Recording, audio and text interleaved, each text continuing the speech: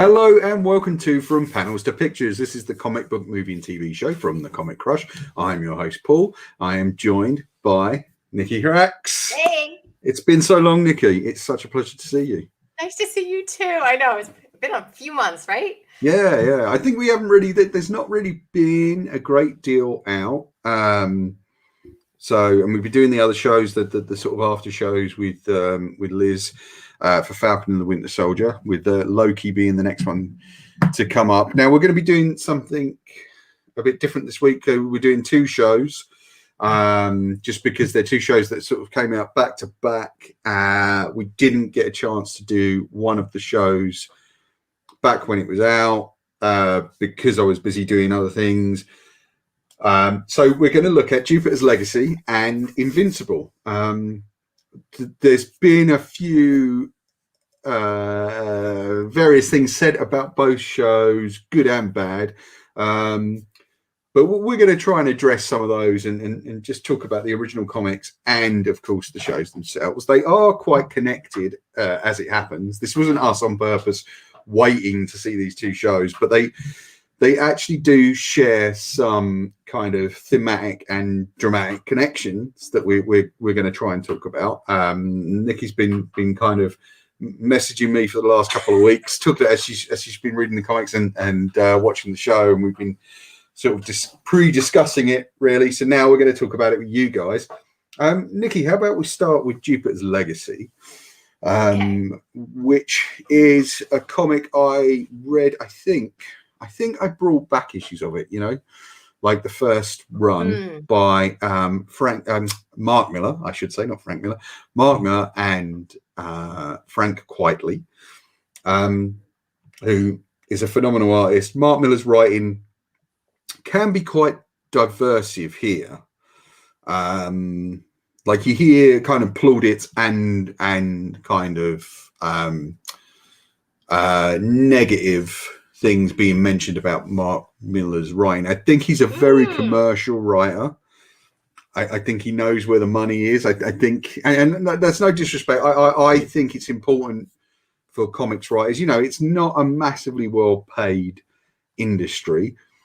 I think Mark Miller has a really good commercial head on his shoulders, and he knows how to make books that are commercial, and he's also managed to retain creative control over pretty much all his work for a vast chunk of his career, which is really unusual in comics. And he came out of sort of Marvel and DC and Image and stuff like that. He did the Ultimates, which is probably the thing he's most famous for, that and Civil War. But I don't know if you've ever read the Ultimates. No, I haven't. Okay. So the Ultimates is definitely worth reading in its original 2 volumes. It's the kind of thing that basically you can see where the MCU is drawn from. Okay. So it was Mark Miller that gave us the kind of Black Nick Fury based on Samuel L. Jackson. So his kind of characters look like movie stars. He redid the origins of pretty much all of them, and he updated the characters, he updated all the tech, he updated the politics of it. And the Ultimates is probably hands down one of my favorite comic books of all time. Ultimates and Ultimates 2 are definitely worth looking at.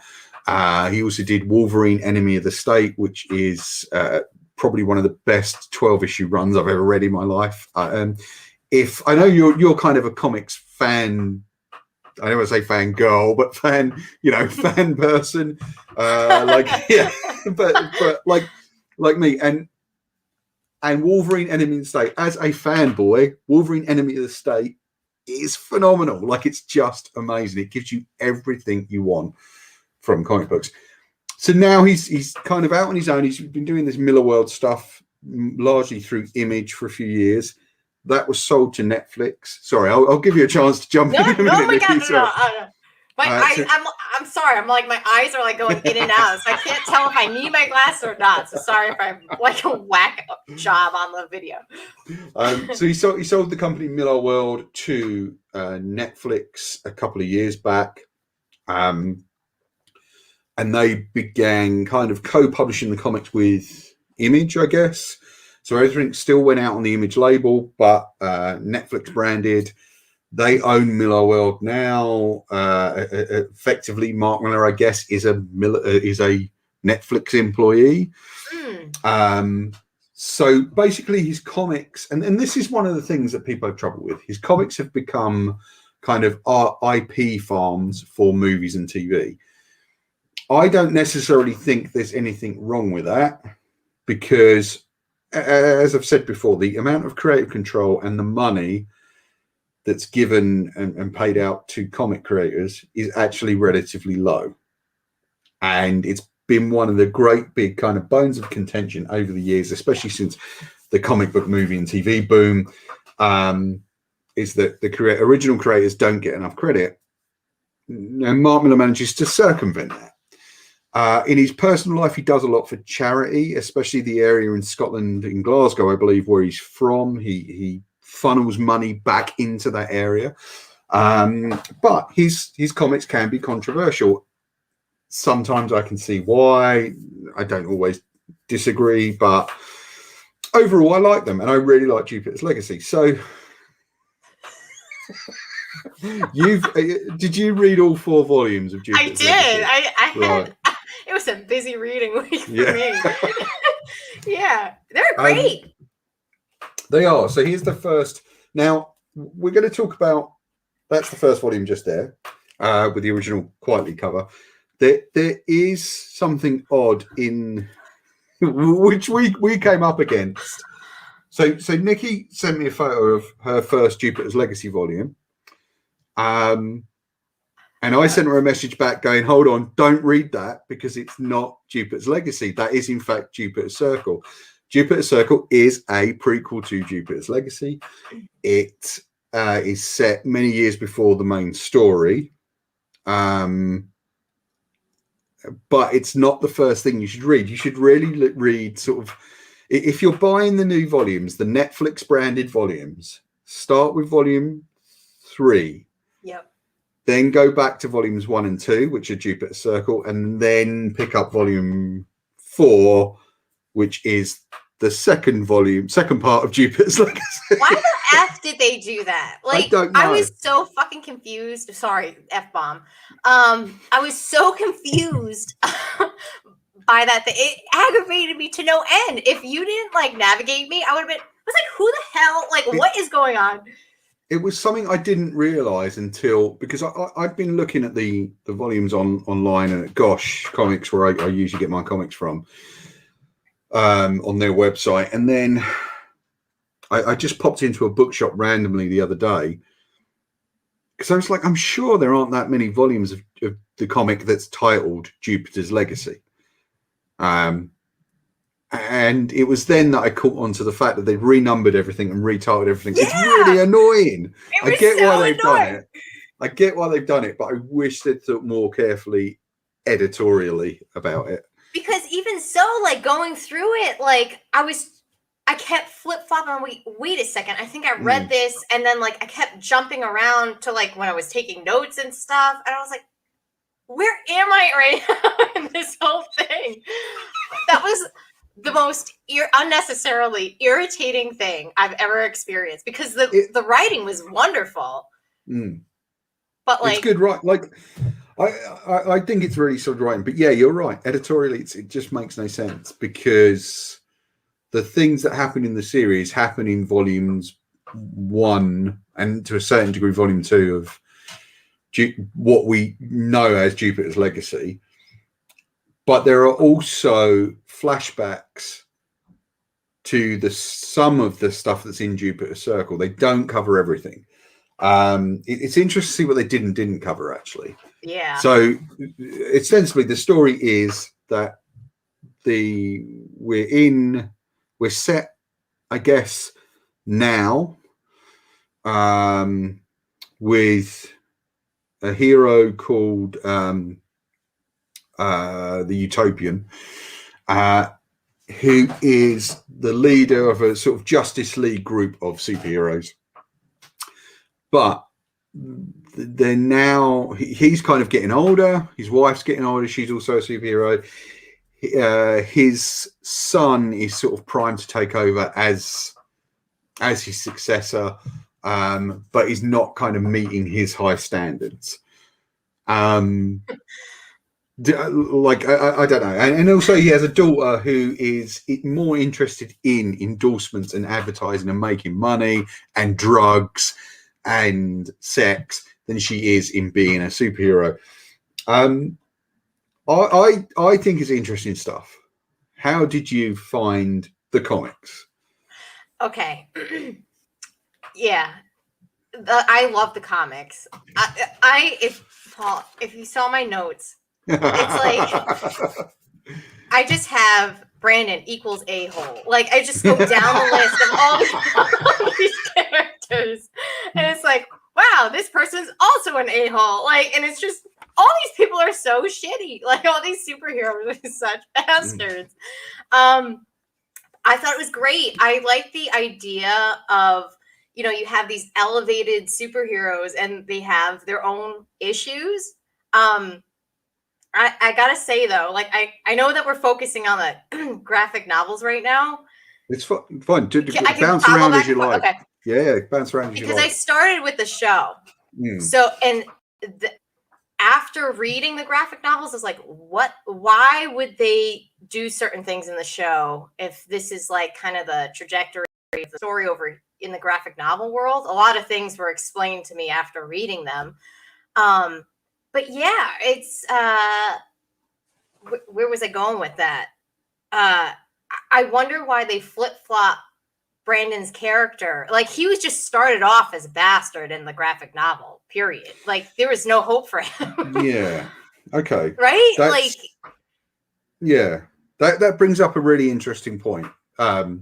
Because I remember messaging you after I read Volume 1 of Jupiter's Legacy again. I remember messaging you and saying, I can't believe how compressed this is. Because the comic, surprisingly for Mark Millar does this thing, which is kind of very prevalent in all comics now, nearly, particularly in superhero comics, which is decompression. So they'll take a moment or a event and they'll just open that up and cut into it. And whereas comics previously, you know, I was looking today at some old Suicide Squad stuff. There was one caption that wasn't voiceover. It was just like the omnipresent caption telling you where you are and what's going on. And it was 35 words long. And you just would not get a 35-word caption in comics today. Yeah. But Mark Millar manages to, and along with Quietly, manages to compress so much story and backstory into that first volume. And I was really surprised at the speed at which it flew by, because I was reading it just going, I don't remember it being this compressed. Yeah. And I guess that there is a difference between reading the single issues where I originally read it and reading it like this. However, I think he's enormously helped in that by Frank Quitely's art, where in any one panel there are 4 or 5 things happening, and if you look at his characters, everyone's got an arc, everyone's doing something. Oh yeah, there's like a bunch of other things from about 5 minutes ago that are coming to a conclusion whilst this thing is kicking off or this thing is ending. And that's one of the things I love about Quietly's art, is that it's detailed in incident, if not in kind of lines and stuff like that. Although his lines are really good. I really like the kind of activity and movement he gets. Yeah. The show, by comparison, is really decompressed. Like it takes a long time to get to where it's going. There will be spoilers, by the way, guys. So, you know, we'll try and give you a heads up when that's going to happen so you can mute us. And the show's really decompressed, and I was actually surprised because normally with Mark Miller you get it the other way around, where it's just like this thing moves by really slowly and this thing moves by really fast. I think the conclusion to Kick-Ass, the comic, the first arc, the first storyline of that, took about 3 issues, and it was maddening at the time. Like, it drove me mad. And here it's the opposite. Bang, fast, done. The TV show, I wanted to turn it off. Like, I'm not kidding. Because you had messaged me about it. Sorry, I didn't mean to cut you off. No. You had texted about it, and you were like, I really like it, and like, check it out. And I went into it, and I was like, man, all these people are just whining this whole time. Like, the first episode, I'm like, oh God, like, please, like, stop talking. Like, everybody has their problems and stuff. Like, obviously a show needs to like have some sort of content. But I'm like, it was so like whiny. I'm like, shut the hell up. You got all these cool powers, like, do something with them. And then we got to the second episode, and then it dropped. And then once, like, then we really started getting into it by like the third episode. But like the first 2 were just like, I feel like it was like hard. And then you started like really understanding like what they were opening up, like between like the utopian struggle, like being in this new age world, and, you know, trying to hold on to these morals that either he like genuinely believes in, or like this is his only like foundation to who he is right now. So he's like holding on to them because that's his only sense of truth. Like, so there's like that aspect, because, you know, I guess spoilers starting now. As far as like when, you know, Brandon killed that the clone guy, Black Star, right? His clone.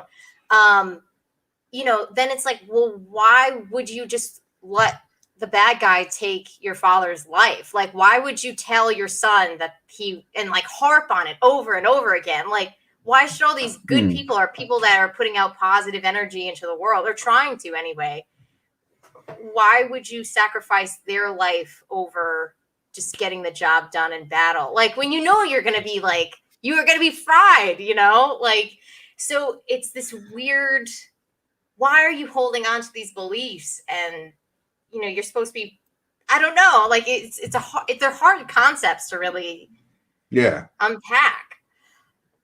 I think, I mean, so as you correctly point out, Brandon kills Black Star, who's like a very dangerous villain. He has an antimatter heart. He causes mass destruction. It takes a lot of kind of superheroes to bring him down.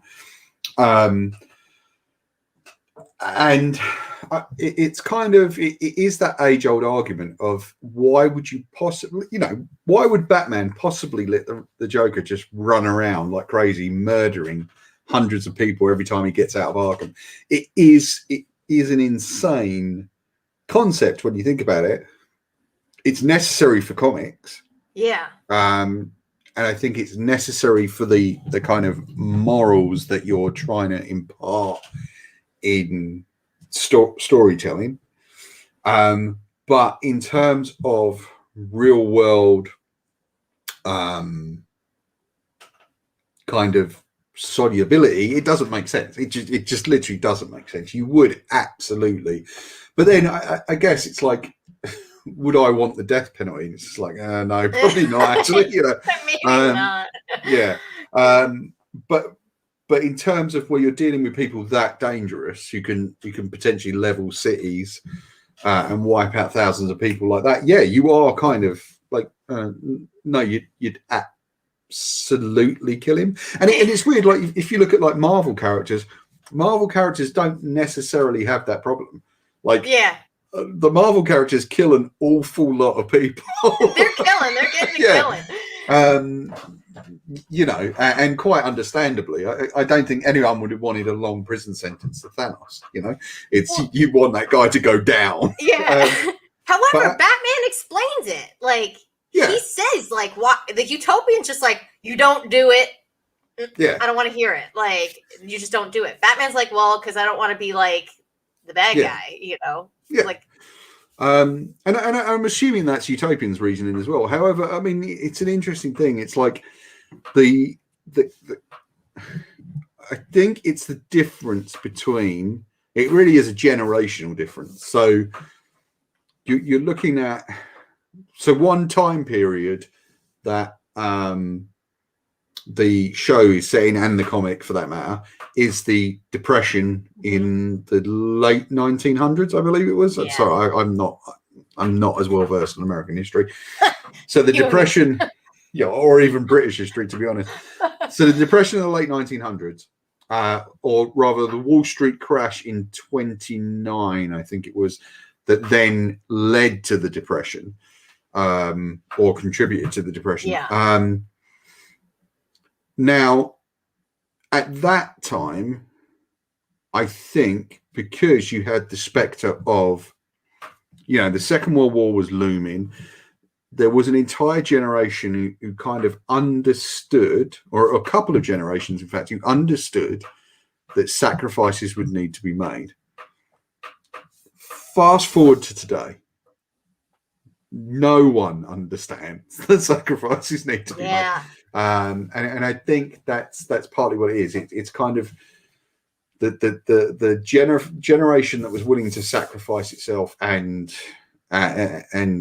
kind of help the country keep going, versus the generation that's kind of been handed an awful lot. Like that is a very interesting thing to me, and you get why his morals are that way and Brandon's are that way.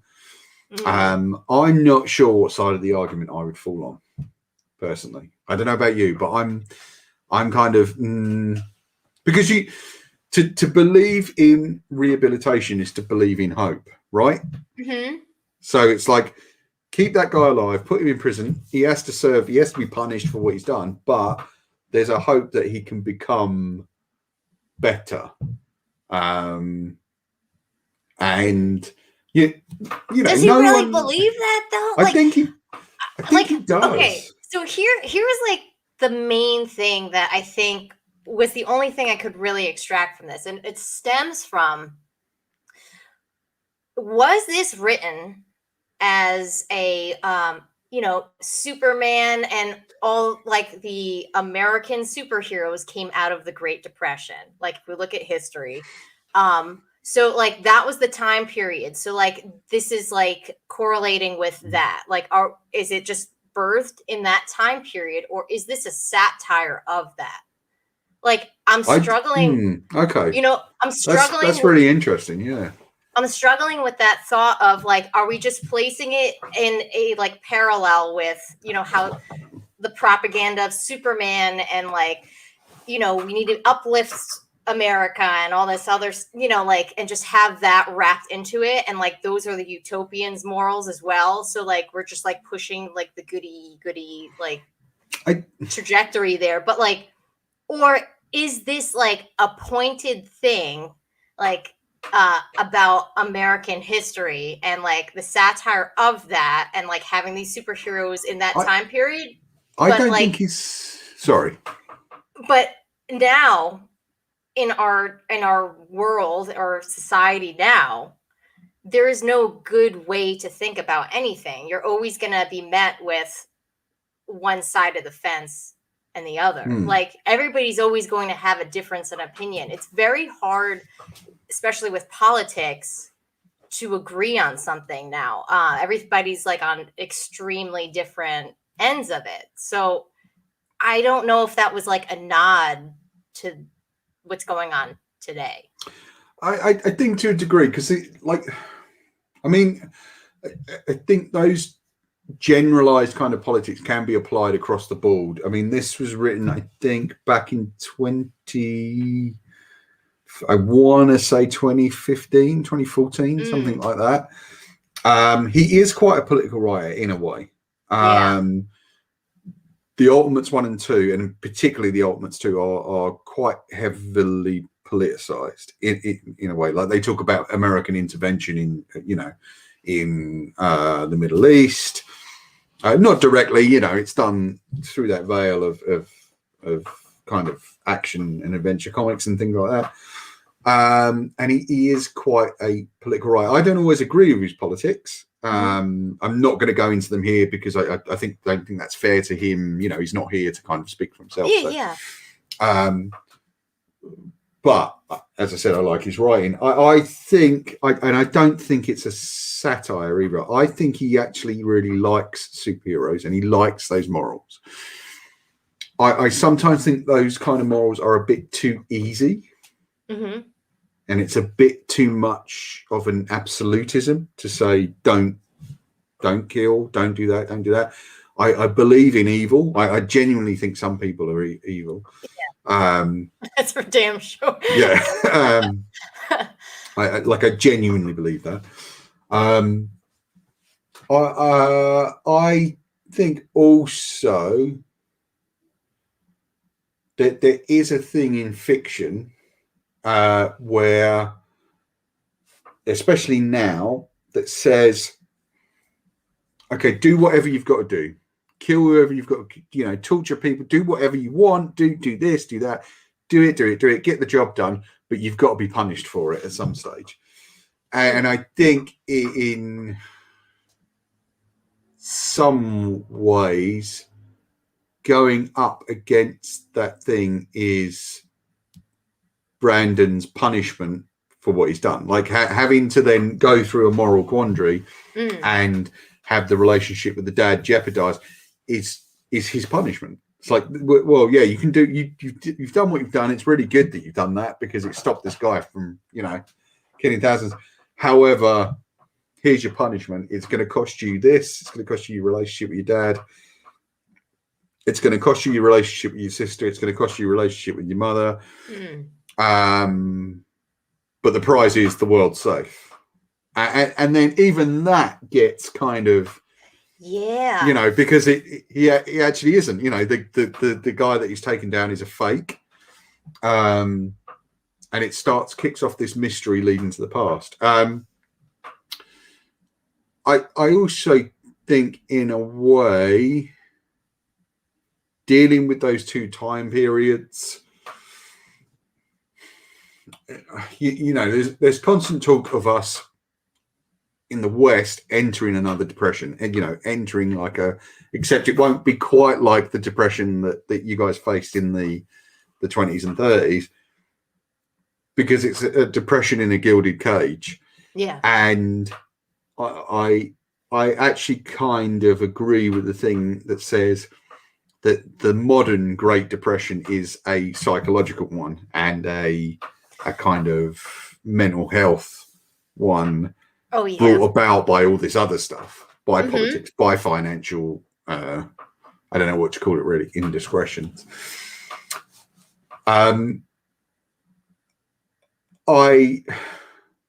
There's a thing I want to say when we get to Invincible at the end. There's a point I want to hit about superheroes. Yeah.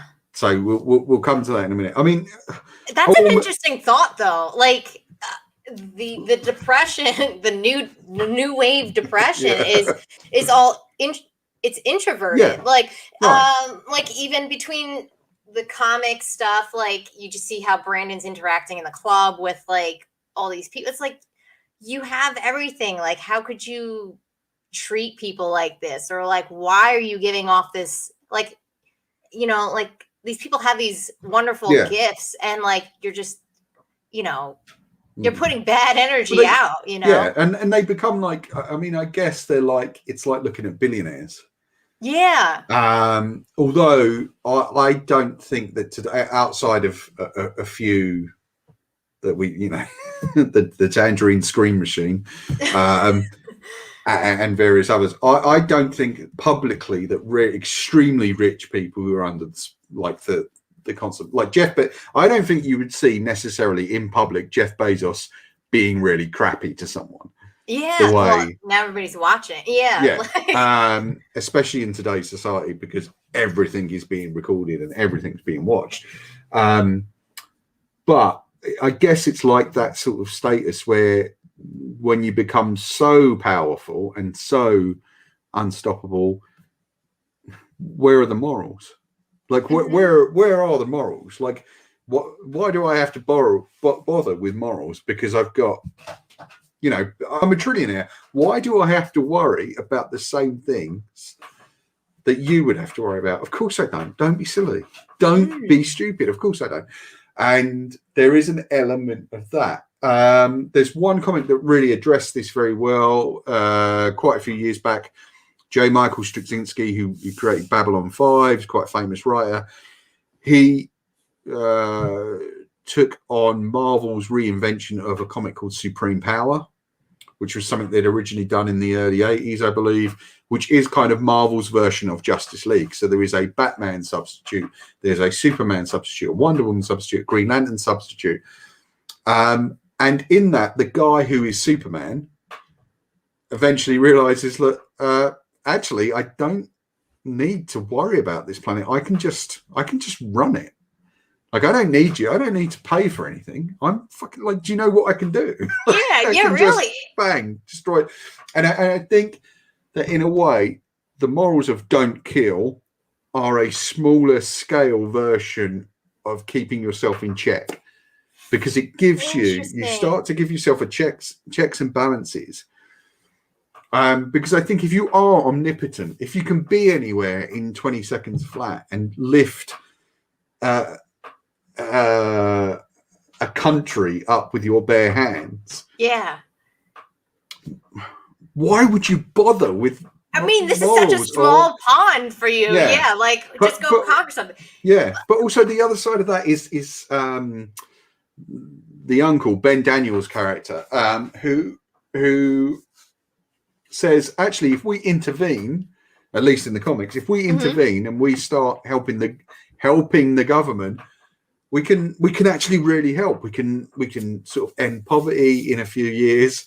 And what's fascinating in the comic is that's not what he does. Of course, that's not what he does. Not at all. He puts it all up. And the comic has some more, you know, is a lot more advanced in the storytelling in terms of where it goes. Yeah. Because this, I feel that they're kind of taking their time. They want a second season, a third season. You know, they want to be able to tell an expansive, big story. And yeah, I really liked it.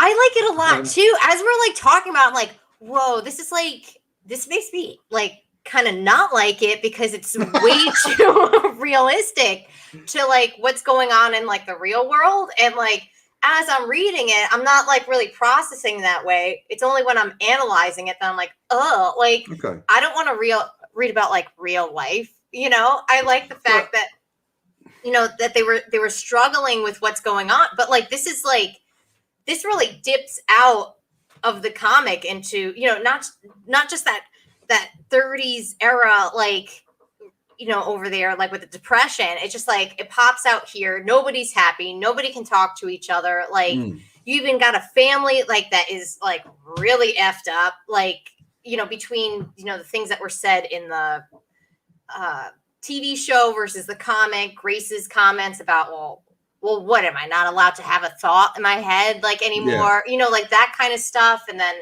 between the utopian thinking that Brandon is like a punishment almost, like for things that he's done, even like, why is my son such an F up? His daughter's on drugs. Then you like read you know, it's just like, there's so much really to unpack with this that I don't even think I was prepared for this conversation now thinking about it. But like, I mean, Chloe's a really interesting character because she kind of represents the rejection of not just the ideals of the utopian, but any responsibility whatsoever. Like any responsibility for other people or, you know, it's so hard because then in the comic, it's like, well, why was she such an F up in the TV show? Like, she was like the saving grace in all the comics.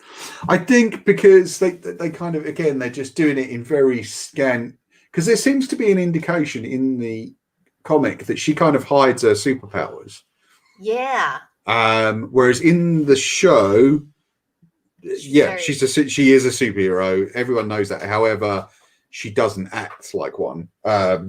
You know, she acts, you know, very spoiled and kind of she is just about that, you know, making that money and doing those drugs. And in a way, a lot of that is kind of the impetuousness of youth, which I'm sure we've all been through at some stage or another. I was always an old man, so that never happened to me. I was kind of always an old woman. But I think that there is something in that. And again, it's like, what would you do if you had superpowers? Would you really like, I'm going to spend my time saving people? Yeah. That's up to you. I mean, again, there is an interesting thing that comes out of that I'm holding back on. Okay. So I want to wait until we've done Invincible, because the two shows do kind of dovetail on. It's kind of crazy how many like similarities, even down to like the clone idea, you know. But because I'm watching, I'm like, wait a second, like. I think they kind of both draw from similar worlds, you know. And I think that's. But yeah, ultimately, I think the comics are really great. The show was good and interesting. I hope there's going to be a second season. Sorry, Nikki, is there anything else you want to say on Jupiter's Legacy? Because yeah, I mean, like, there's a lot of stuff. Like, I was definitely all for Walter in the beginning of when I was watching the TV show. I'm like, all right, he's gonna get some stuff done. Like, I'm all for this. And then, really, but like, you knew he was a bad guy from the beginning. I think in the comic, yeah, but in the show, it's played very differently, right? 100%. I'm like, oh man, he is like, puppeteer. He's trying to puppeteer this guy. Okay. I thought like the characters are really good though. Like, there were some weird ones. I didn't like that they didn't really explain Sky Fox thing. But again, like, I guess that's me just being impatient now that I've read the graphic novel. Like they keep talking about it, and there were so many unanswered things like that. If people just read the 4 graphic novels, then it would be solved, you know. I think they will do more of that in the second season. I hope they will. It's like infuriating. But I guess the other thing that I thought was like really important, and I know we touched on it, was like this idea of the utopian, where his morals are. Like, are they just like, when he was past his powers, this is just like his like only foundation of what he knows to be good, and he keeps pressing it. Like, how does he not know that when you are a dictator towards, pushing your thoughts, that's going to get backlash, and like you're it's a dictatorship under the utopian, like, people are going to speak up. Like, well, it's weird because he's kind of, I think he is stuck in that sort of pre-World War II non-interventionist mindset. So, like, if we looking at history, it took a while for America to enter World War II, and of course, it was something quite major that made America kind of drive into that. But he is still in that almost pre-war kind of thing where he's like, no, we'll protect but not intervene, which is of course radically different from, and it is almost like, and again, I don't want to make assumptions about America and American politics. I'm not an American. Whilst I know plenty of Americans, I can't, and I watch the news and stuff. It doesn't mean that I would say I am well informed. Well, and that's something else I wanted to ask you too. I wasn't sure how to like go about it exactly. When you read comics like that, they're like set in this American world, it's hard for me because like I obviously phase it out because this is my location. But sure. Do you read it like, oh man, these dumbass Americans need No, how do you interpret it as a non-American?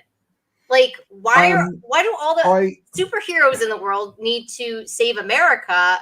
Like, when they can go pick flowers from every country and not help the rest of the world, it's just like a weird thought. And they kind of banged on that a few times in the comics too. Like, why are the superheroes for America? Like, why just America? I'm pretty sure I didn't imagine that they commented on that. To be honest, I think because American comics have been the the kind of at the forefront of comics for most British people for so long. If you look at British, like if there was a British version of Superman, I would find it quite laughable, to be honest. And sometimes I do find it quite laughable when you try and have, say, American writers interpret British speech. Yeah. So it doesn't always work. I mean, obviously, John Constantine is the sort of exception to the rule, where most writers seem to be able to get his voice right. I don't think Dumb America. Like, I think. Well, maybe not even.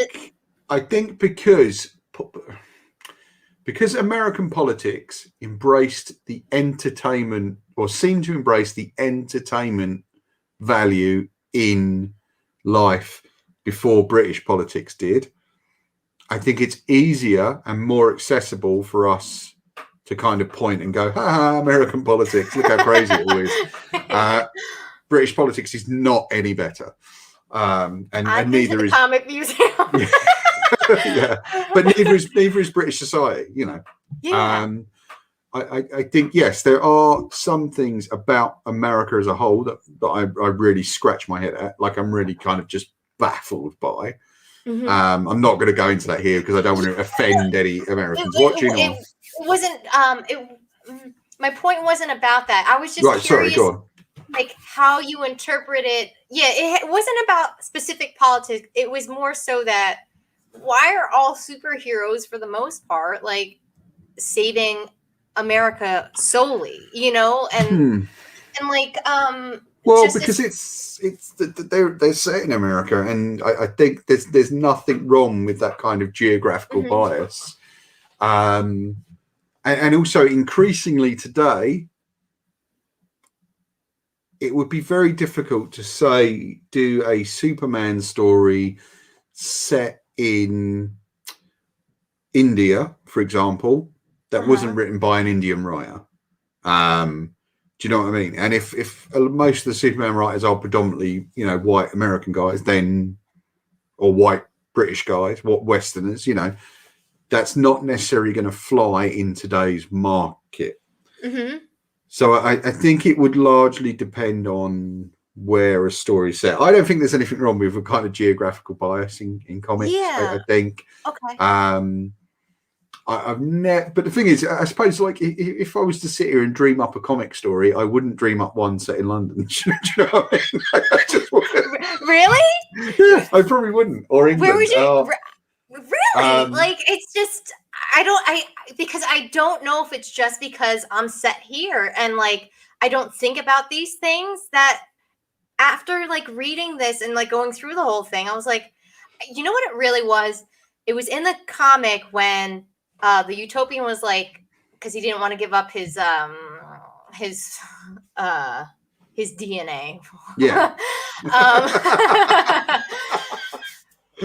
And he decided, I'm going to give Christmas presents, or I don't know if they were correlated, but he's like, I'm going to give Christmas presents to all these kids and like make the world a better place. And he's going around like, right? Like, you remember this part. And he's like, that's for me and my old buddy Saint Nick. And it's like, well, not everybody like does Christmas, buddy. You know, like that's a weird thing because it presupposes the existence of Santa, which is just bizarre. I know. Like it really, it's a. Sorry, guys, we are talking about something that takes place in Jupiter's Circle, the prequel, which they won't have got to in the show. It'll be interesting to see if the show ever actually deals with that. But yeah, I see what you mean. Like it's not, and he's doing Christmas in countries that wouldn't do it. Christmas. And I was like, what the actual F? Like, I'm reading this. But okay, what that does say to me though, okay, especially when you're dealing with Christmas, is one thing that is become universal and is rampant in every country, including England, is commerciality. Yes. And the commoditizing of holidays and the commoditizing of everything, really. There is no stone left unturned when it comes to money. So that's what that kind of speaks to me about. But in the sense, I think because you're writing predominantly for American and Western audiences, the idea of goodwill to all men at Christmas is kind of universal, at least to the audience you're trying to reach. And that's not to say that he doesn't care about the audience in Asia or in India or in Russia or anything like that. But I think, you know, again, he knows where the money is. It was just like, it was kind of like, yeah, really. It was just kind of a, like, well, wait a second. There are a couple of things that I want to just tackle here. Like, how does a non-American read this? Like, number one. And then also, like, going back to that commercial aspect, is the utopian just a commercialized, like, he's just part of that propaganda, like, from that era? Well, okay, yeah, you can commercialize and commoditize morals. I think somewhere where that did happen, I think for the good was sort of World War II. And especially World War I, where you were kind of being asked to buy this and buy that and support the war effort, and you know, and it happened here as well. So I think you can commoditize and commercialize morals for a good purpose.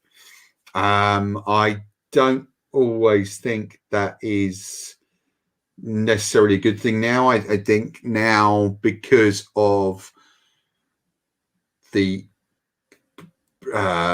dominance of the commercial side of things, that is the morals come second, whereas I think before, previously, the morals did kind of come first.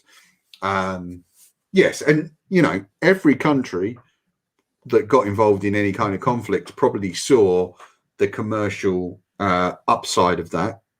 You know, when you go in and rebuild the country you've just bombed, which happens now. But I still think ultimately there has to be a moral imperative for conflict. I don't want to get too much into it because I think it's something that could spark a lot of angry conversation, and I don't want to do that. Yeah. I'd much rather pick people. But yeah, as a British person reading it, I think what you do is you kind of place yourself, you become American while you're reading it anyway. Do you know what I mean?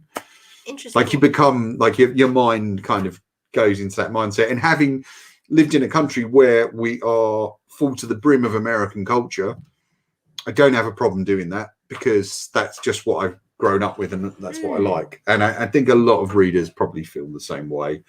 But hey, if you don't feel the same way, let us know in the comments below. Do drop us a line and let us know how you feel about. Please try and keep it civil. I don't necessarily want to hear people angrily going off at Mark Miller. I think you do that on your own time and your own time. Please don't do it on our comment section. I hope not. I didn't. I hope I didn't ask a bomb kind of question. I didn't mean it in any sort of No. Yeah, no. I just I want to just make that clear. I wasn't asking from that standpoint. I'm asking from I guess in a realm where I do feel like things should be like super inclusive.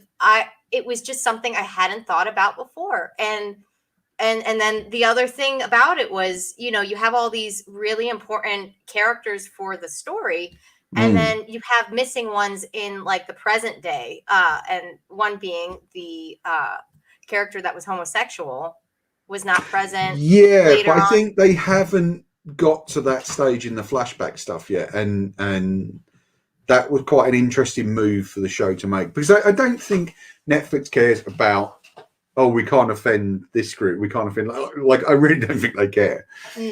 Or it's not to say they don't care, but I think they understand that these days that there is an advantage to being inclusive and doing stuff like that. I would have liked to have seen that character, but I don't think he has a place in the modern part of the story, which was the kind of leading part. So I wonder if in series 2 we'll see that character. I think he's called, what's he called? The Flare? No, that's Fitz. Yeah. Who is also a major a-hole in the comic. Blue Bolt. Right. Yeah, I don't. He was unbearable in the comic.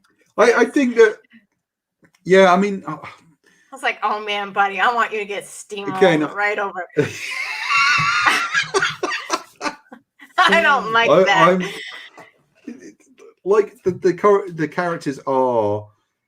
I think there is something to be said that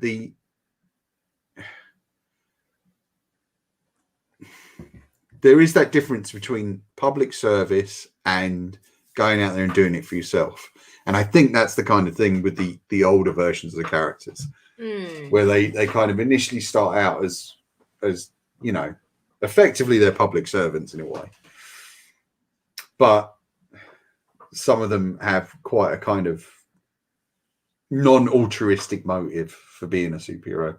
And I don't know what side of that argument I'd fall on.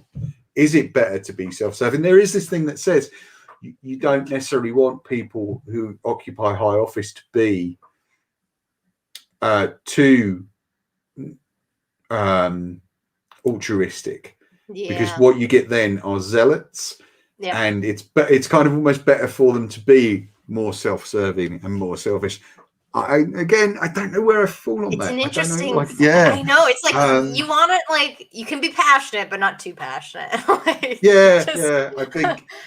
And also, I think it's one of the things that causes a lot of arguments these days is the passion for social justice has outweighed, I think, the public's patience for being constantly reminded that everything is bad.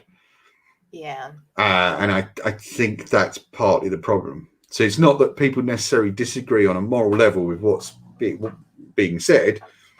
They just don't want to hear it every 5 minutes, every day. And that is kind of caused some really radical arguments, and I don't know where you go on that. It's interesting that, I mean, this is provoked between us. Like we've got on much longer than we wanted. We're all over. It was great though. I really liked both the TV show and the comics. Like all the four graphic novels that I read.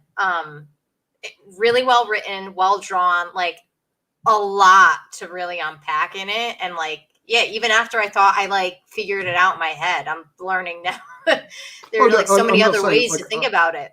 I mean, I'm not saying I'm right or you're wrong or any of that. I think there's always ways to kind of look at a thing.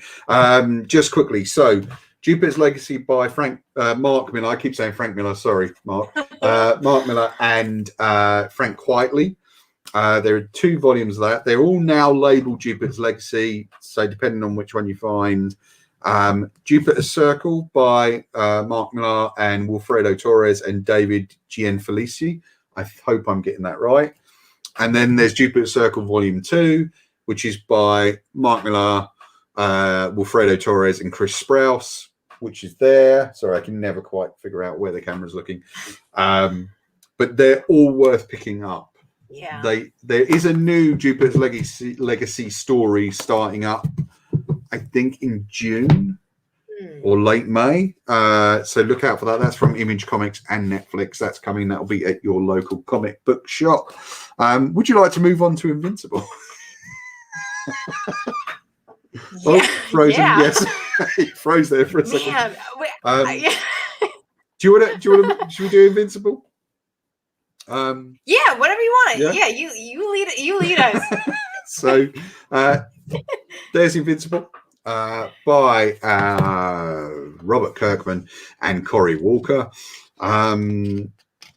So I skipped this when it first came out. I'm not a big animation fan. I don't think animation's bad. As I've gotten older, I'm less interested in watching animation. So I skipped this for a few weeks. So I think this came out in April on Amazon Prime. And sorry, you can catch Jupiter's Legacy on Netflix right now. All 8 episodes, I believe it is, or 10 episodes. I can't remember. Yeah, I think it was 10. This show's on Amazon Prime. Invincible. It's an adaptation of the comic by Kirkman and Walker. So did you on this one? Did you read the comic first or watch the show first? I watched the show first. Again. Right. Yeah. Cool. I mean, thank God. I mean, I had nothing wrong with the writing at all. I want to make that clear. Yeah. It's just, well, I thought it was scattered and I didn't like it. So the narrative flow of this comic is vastly different to the narrative flow of the show. So basically the comic only covers maybe 1 and a bit episodes of the show. Yeah.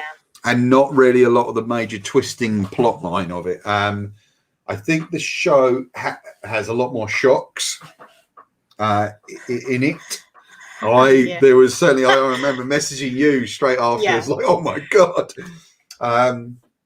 So do you want to talk a bit about the comic first, or would you want to just skip that for the moment and we'll go to the show? Yeah, we could go to the show. Yeah. Okay. So the show, like, I really enjoyed the show. Despite not being an animation fan, as I've said. How did you find it? Was it like, did you know going in, oh, this is based on this comic series and I want to watch it because that, what made you gravitate towards the show? I like animation. Right. And it was a comic based animation. So like I hadn't looked at the comic at all. I didn't know anything that it was about. I didn't even read the little blurb other than it was a comic-based animation.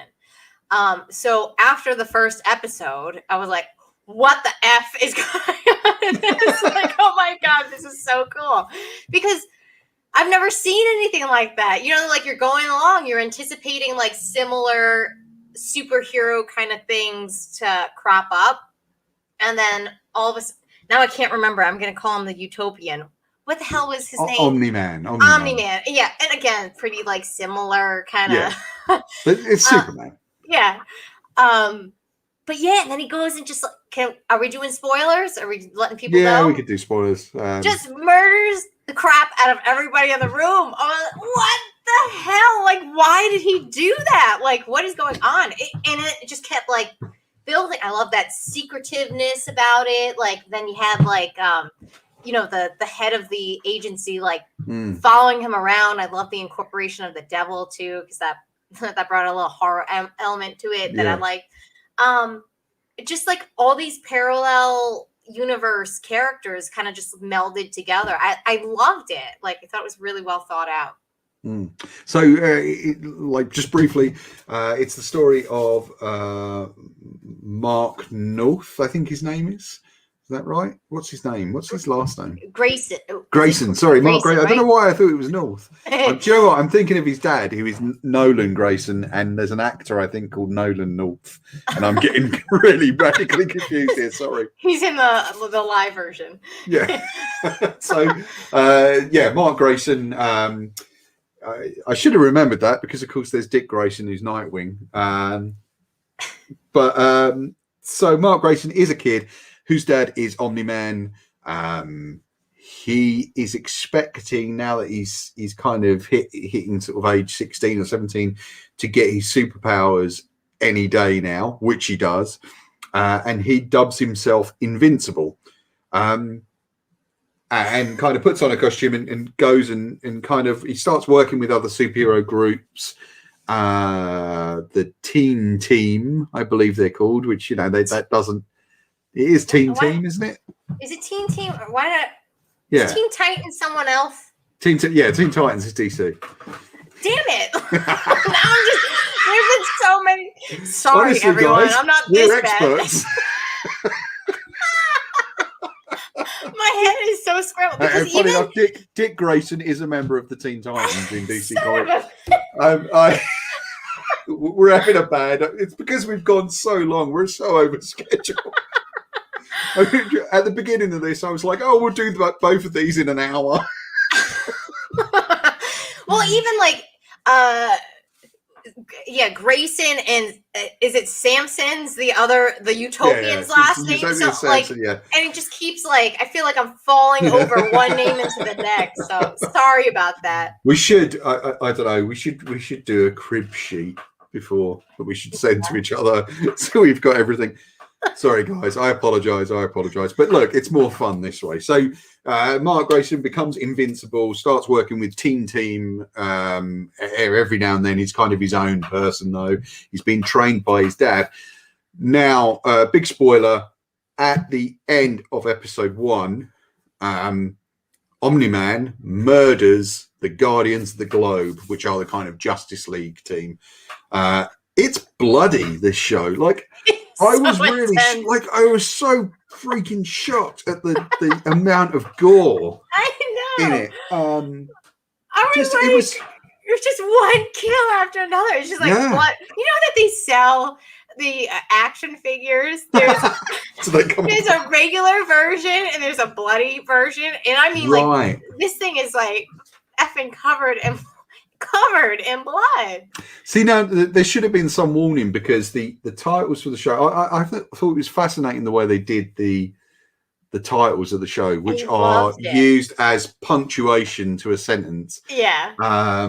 So at a certain point, Mark says, I think I'll call myself, and then the title comes up, Invincible. And you know, if you look at it, I mean, you'll notice it. There's a splat of blood. Yeah. That starts off as a small little drop of blood on the first title, and then by the end of the series, it's covering the word Invincible. There is just blood everywhere. So like, I don't think I've seen an animation that's this gory, and it's very much for adults. Like, please do not let your 9-year-old kid watch this. Don't do it. There's language. There's a lot of blood. Yeah, I was surprised about that too. Like, right. But it was in the comic. But like, if you just go into it, like, you just don't expect it, because it's not a typical comic-y thing. It was so good. I loved it though. For that. It kind of does posit itself halfway through kind of satire and deadly serious.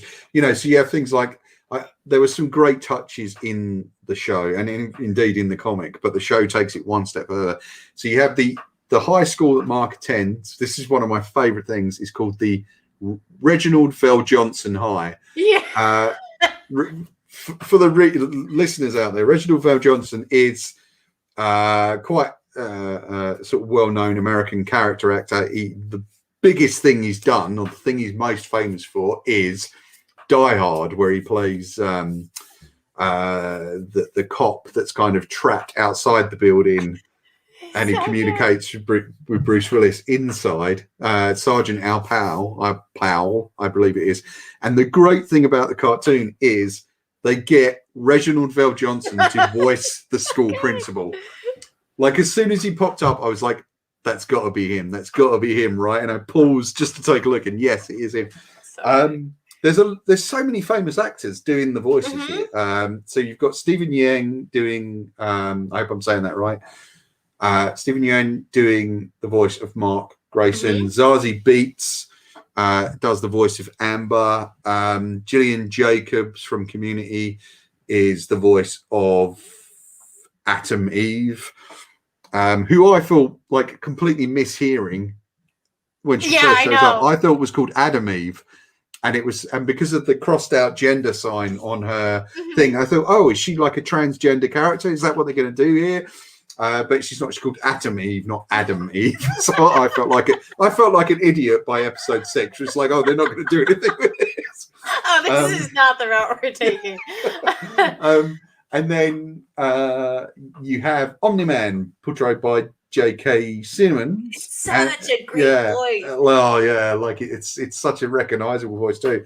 And Sandra Oh portrays Debbie Grayson, so she does the voice, which is interesting because they've chosen Korean actors to do the voice of the mum and the son. So I guess they're kind of, that's the sort of ethnicity they're kind of going for, which is great.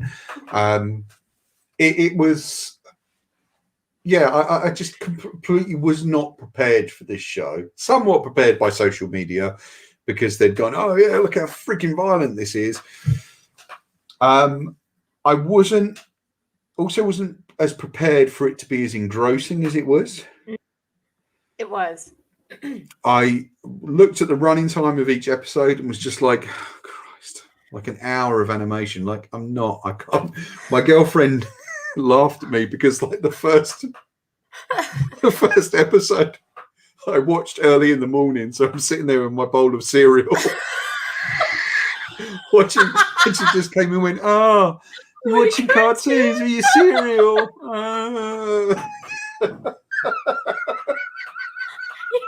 I need to get this done. It's for work.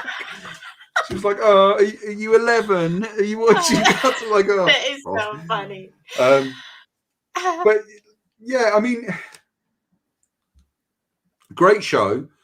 I think it again is that thing of if you're a superpower being, the actual real world application of your powers is to just go, I'm taking over. Yeah. Like you don't need your military anymore. I am going to take over the planet. And again, heavy spoilers. Sorry, switch off now if you want. I should have switched off a long time ago. We should have. Yeah, we've gone over. I'm sorry.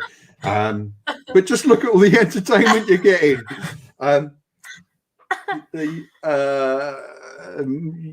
The alien race that is supposed to have given birth to Nolan, to Omni-Man, in fact, is like an all-conquering alien race that's moving through the galaxies, taking over worlds by seeding them with superheroes. There were some troubles I had with this. So, first of all, we're not. So, Nolan, Omni-Man comes from another planet. That's why he's got yeah. Viltrum, I think. Viltrum, yeah. Now, but where does everyone else come from? Like, where do they all get their powers? Like, how?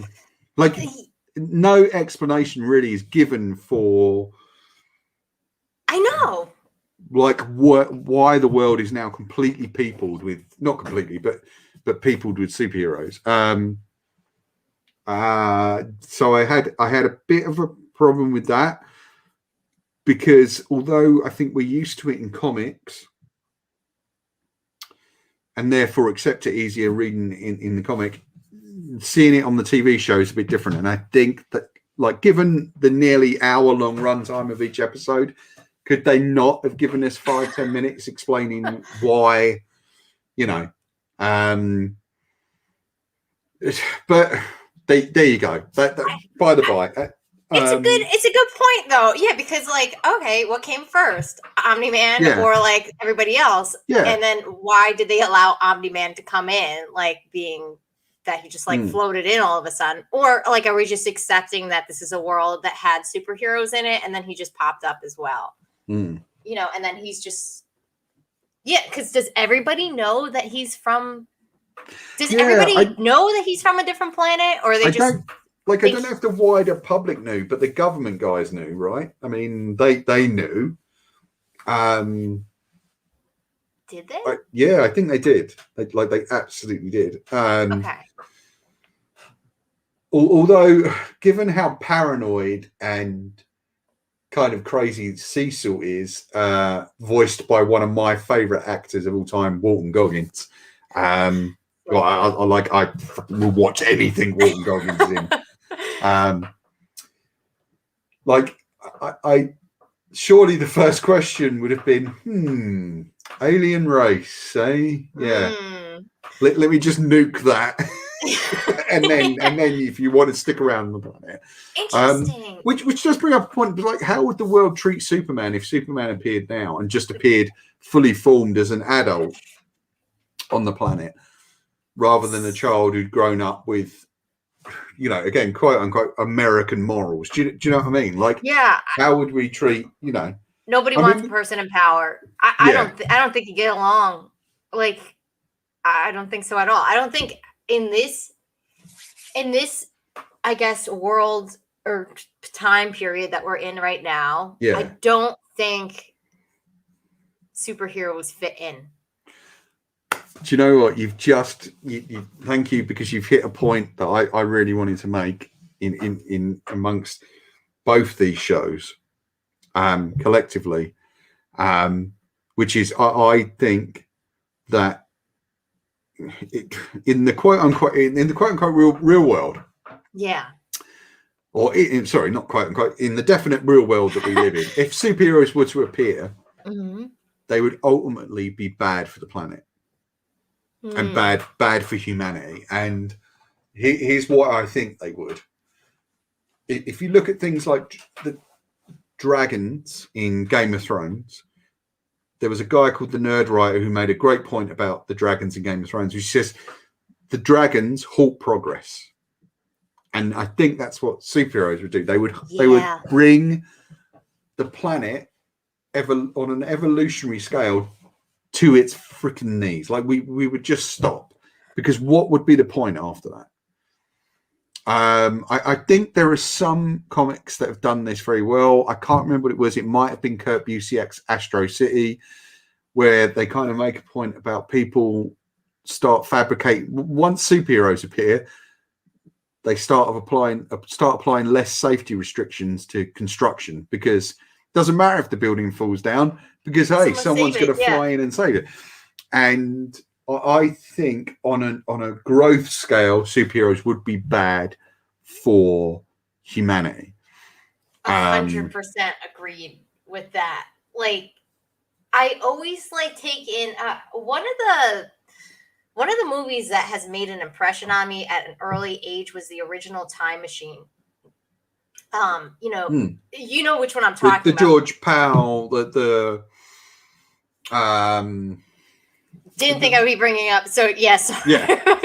So George. Yeah, he goes back and like the civilization is just like these people just wandering around getting their food from these demons that will poach them off. Yeah, the Morlocks. Yeah, that's the one I'm talking about. So they're provided for. They have a cushy life, and they don't really fight back because they get what they need out of life, and they kind of just herd around.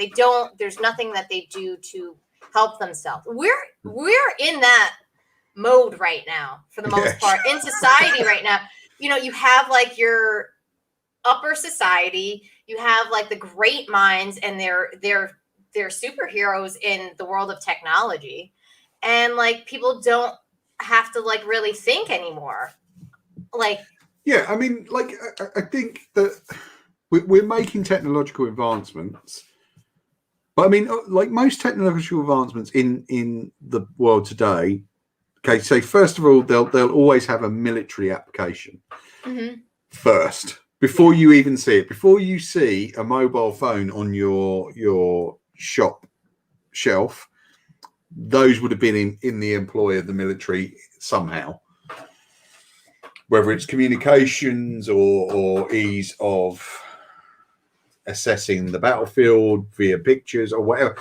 So there would have been some military application.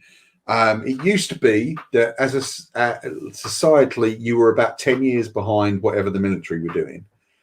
Now that gap has closed, and it's about, I think, 3 to 5 years. So there's stuff coming down the pipe that we've got no idea yet of what to see. I don't know how the military gets on these things first. I assume it's, obviously via contracts and things like that. But I think it's things like, I don't know, technology to find survivors in earthquakes, in the aftermath of earthquakes. Won't be needing that anymore, because hey, here comes Omni-Man who can just fling the rocks and get out in the lift it up. Right. So I think ultimately superheroes would be very, very bad for the world, and it's interesting that you hit that point as well. I think they would halt progress in a lot of ways, and I think then what happens is all the money and the technology goes towards how would we stop one of these guys if they decide to go rogue, which of course we see in this show. I'm sorry, I feel that where we've gone with this, we've kind of ignored a lot of the fun of the show. The show is fun. It's so much fun. I don't think we did. And also, I wanted to call out that on our vocal actors, we have Mark Hamill and what's the guy from the League? Rafi. He's in it too. He's the douchey character. Oh right, okay. Yeah, really? Yeah, Mark Hamill was the guy that does the suits. No, really? Yeah. Wait a second. You didn't know that? No. Yeah. Mark Hamill's the guy that does the suits. Wow. Man, Okay. I really wish I had written out all the names. But yeah, this cast is like so over the top. Like it's really amazing. But yeah, the whole thing was fun. I don't know. I think it's a really valid point though that you bring up in it, because for as fun as it was, it really like hits on like these really intense themes. Yeah. Like where do these people fit? You actually see the show does give you a positive version of sort of superhero interventionism, where Atom Eve says, actually, I'm going to. She breaks off the kind of shackles of her parents, which of course, why would you need? Which is good, because that's kind of, that says a little bit about, you know, female emancipation. Mm-hmm. She goes and lives out in the woods. And she then starts kind of actually helping the world. And it was just like, oh, yeah, that's what you would do. Now, a lot of those ideas kind of have been done before. I mean, I'm sure you're aware of Miracle Man, the famous, quite famous Alan Moore comic that it's been tied up in a lot of legal troubles over the course of its history, unfortunately. But in Miracle Man, towards the sort of final stages, he just decides to kind of take over the world, and he does. Look, there's a great scene where, because it's obviously from the 80s, he's sitting there with these politicians, including Margaret Thatcher in the UK, and there you go. There's a UK set superhero comic that works perfectly, and he kind of okay. So we're going to restructure this. We're going to do this. We're going to get rid of money. And Margaret Thatcher sits there and goes, "What makes you think we're going to allow that to happen?" And he just looks at her and goes, "Allow?" Like, no, it's we are doing it. This is happening. And it's just like, look, you guys aren't running the world anymore. I'm running the world now, and I'm going to reshape it. And I don't know if I would want to, like, I'm quite the capitalist, I have to say. You know, I believe in some of the structure of capitalism. I don't believe in unchecked capitalism. I think that's where the problem lies. Yeah. But I'm not sure I'd want to get rid of money, or like, you know, I think my brain is far too attuned to kind of. Yeah, I know. I don't know about abolishing certain things, but and also, unfortunately, it would take 2 or 3 generations, I think, or at least another 1 or 2 generations to get past the self-serving nature of people. Like, you wouldn't, if tomorrow you got rid of money and you got rid of this, and you like said, oh, okay, well, everyone's going to grow a garden and everyone's going to do this, you would find hoarders and thieves and and it just would not work the way you think it's going to work. Because again, our brains are far too attuned to the way it has been working for the last few hundred years. Well, so we're always going to have problems. Like, just because you get rid of one thing, something else is gonna come. I think if you did get rid of money, the planet might be slightly better off ecologically for in the short term, because if you get rid of the need for money, you get rid of the need to kind of drive certain industries, polluting industries. But what you can't get rid of is curiosity, and therefore, you know, when you look at like the travel industry, which makes quite a big carbon footprint, that wouldn't go away. So like, we've gone way off base on this. Like, I'm so sorry. But like, I think the good thing about this is what this rather silly fiction, if you want to call it that, or not silly, but this child's medium can actually bring up. It can be thought-provoking. I think the one thing that it speaks to for me, sorry, Nikki, I feel like I've completely monopolized the conversation. Absolutely. Sorry. I don't feel that way at all. I think you bring up a lot of interesting points. I think the one thing that both these shows bring up, Jupiter's Legacy and Invincible, is that it's the next generation's, almost their responsibility to reject and destroy the generation that came before it. Yes. And that can be anything from rebellion to, you know, the mass movement rebellions that we're seeing now, or mass movement kind of, I don't know what to call them. Sorry, my vocabulary's gone. But, you know, where you see younger people trying to kind of really change the world. I think some of that can be a bit naive. I think sometimes younger people, including me, I've been through this as well, reject the older generation to their detriment. And we lose some ideas and ideals that could be helpful. But I think both these shows and comics enforce that idea of it's up to you as a younger person to destroy the generation that came before, in a way. Yeah.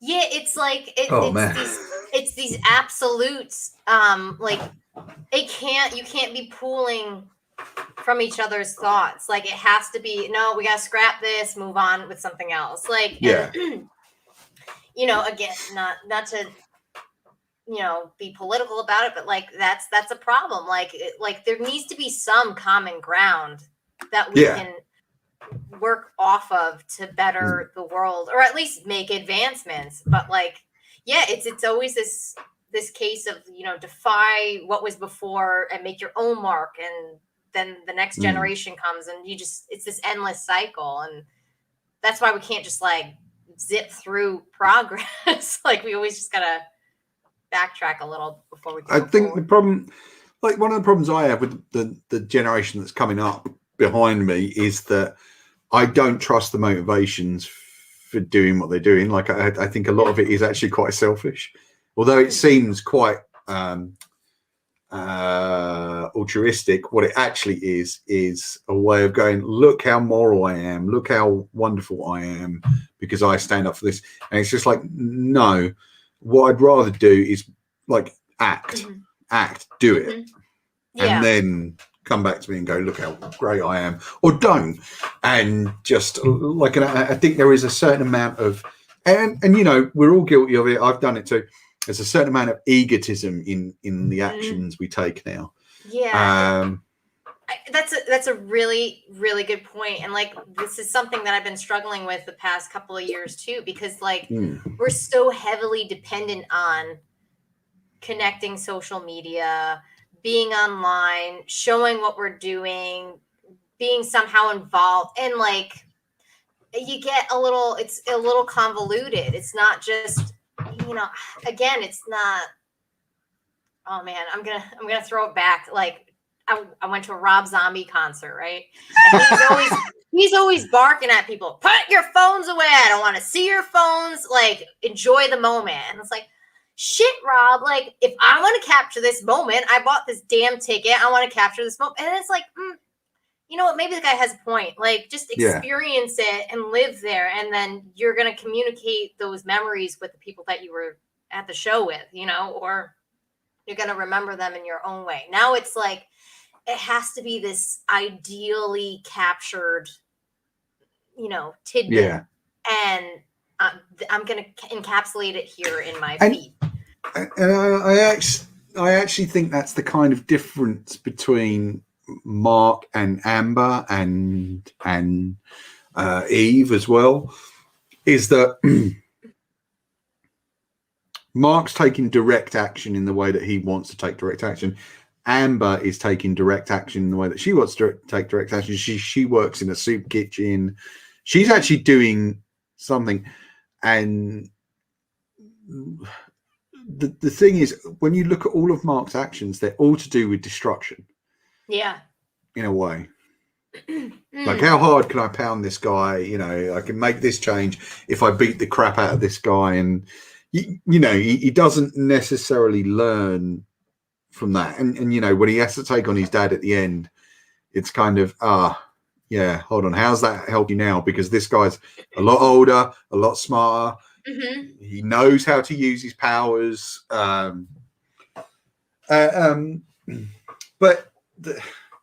yeah, I she's don't making know. subtle positive ripples that in the long run will on help a more community people. level. Yeah. And she knows everybody's name, and that's important, you know. So there is some great stuff in there. I genuinely can't wait for season 2. I don't know if I'm going to go run right out and grab the next volume of the comics. That's going to kind of depend on budget, but yeah, definitely worth doing both, I think, because you get 2 totally different experiences. Yeah, the art in this by Cory Walker is a lot kind of like sort of Mike Mignola-esque in a lot of ways. Lots of really jagged lines, really big sound effects, real good use of silhouette. It's a lot more colourful than Mignola's stuff, though. And I'm not saying that's a detriment to either. It's just that's the application. It's kind of more colourful. Yeah, like I love this. I really enjoyed it. I can't wait for season 2, which I think they've greenlit season 2 and season 3.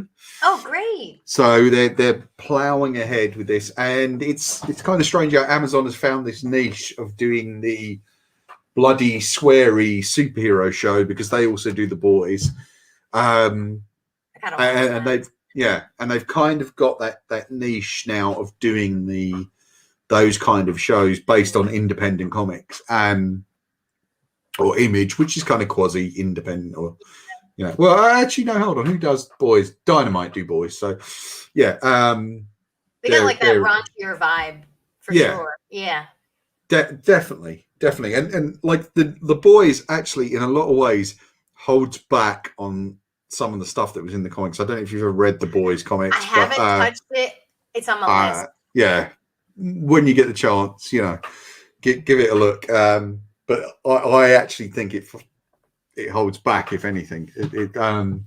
Although the language and violence is to the extreme, I think the kind of, there's some other aspects, the raunchier aspects, as you say, that the Boys holds back on, and I think this does too.